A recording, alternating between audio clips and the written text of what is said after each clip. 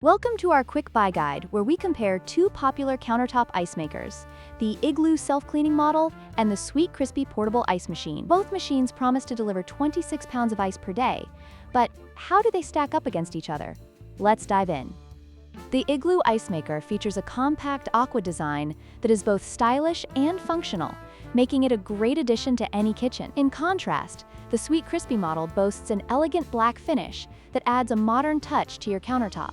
Both designs are portable, but the color choice may influence your decision based on your kitchen decor.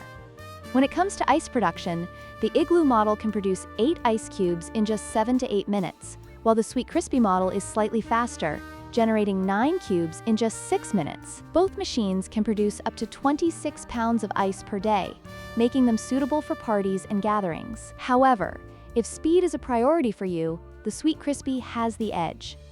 In terms of pricing, the Igloo ice maker is available for $89, while the Sweetcrispy model is priced at a more affordable $79. This makes the Sweetcrispy not only a faster option, but also a more budget-friendly choice for those looking to add an ice maker to their home or office.